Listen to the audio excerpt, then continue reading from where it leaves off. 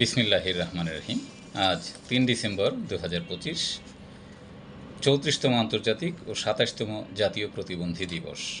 এবারের প্রতিবন্ধী দিবসের প্রতিপাদ্য হল fostering disability inclusive societies for advancing social progress, অর্থাৎ সামাজিক অগ্রগতির জন্য প্রতিবন্ধী অন্তর্ভুক্তিমূলক সমাজ গড়ে তোলা।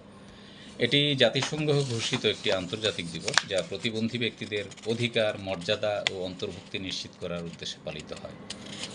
দিবসটি প্রথম পালিত হয় ১৯৯২ সালে এবং তখন থেকেই প্রতি বছর ৩ ডিসেম্বর বিশ্বব্যাপী দিবসটি পালিত হচ্ছে। এবছরের প্রতিপাদ্যের মূল বার্তা হল প্রতিবন্ধী ব্যক্তিদের সমাজে পূর্ণ অন্তর্ভুক্তি ছাড়া টেকসই উন্নয়ন ও সামাজিক অগ্রগতি সম্ভব নয়। বিশ্বব্যাপী প্রতিবন্ধী দিবসের যথেষ্ট গুরুত্ব এবং তাৎপর্য রয়েছে।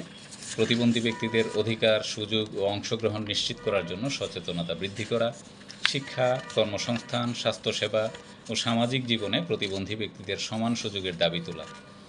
বিশ্ব স্বাস্থ্য সংস্থা হো ও জাতিসংঘ প্রতি বছর এই দিবস পালন করে যাতে প্রতিবন্ধী ব্যক্তিদের প্রতি বৈষম্য দূর হয় এবং তারা সমাজে সমানভাবে অবদান রাখতে পারে।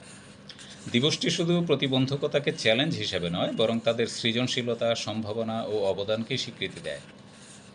বাংলাদেশে প্রতি বছর ৩ ডিসেম্বর আন্তর্জাতিক প্রতিবন্ধী দিবস এবং একই সাথে জাতীয় প্রতিবন্ধী দিবস পালিত হয়।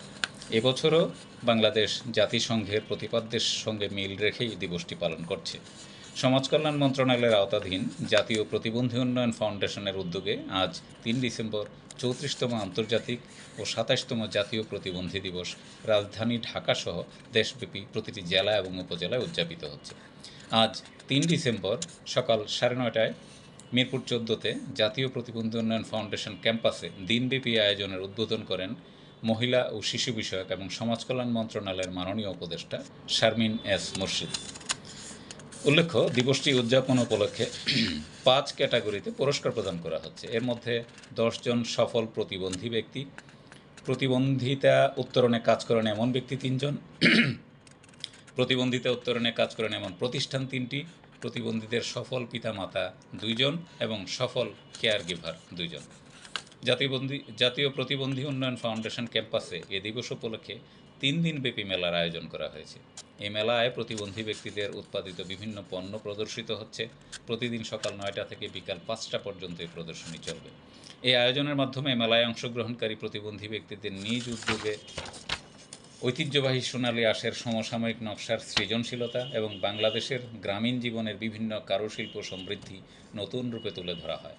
পাশাপাশি সাংস্কৃতিক অনুষ্ঠান, আলোচনা সভা, প্রতিবন্ধী ব্যক্তিদের সাফল্য প্রদর্শন, সহায়ক যন্ত্রপাতি বিতরণ ইত্যাদি কার্যক্রম পরিচালনা হয়। সরকারি, বেসরকারি প্রতিষ্ঠান, এনজিও এবং শিক্ষা প্রতিষ্ঠানগুলোতে সচেতনতামূলক কর্মসূচি পালিত হয়। বাংলাদেশের সংবিধান ও আইন প্রতিবন্ধী ব্যক্তিদের অধিকার নিশ্চিত করার প্রতিশ্রুতি দিয়েছে, যার ফলে আইন হয়েছে প্রতিবন্ধী ব্যক্তিদের অধিকার ও সুরক্ষা আইন ২০১৩। এই মুহূর্তে বাংলাদেশে ৩৮,৩৫,৩৯২ জন প্রতিবন্ধী ব্যক্তি শনাক্ত রয়েছে।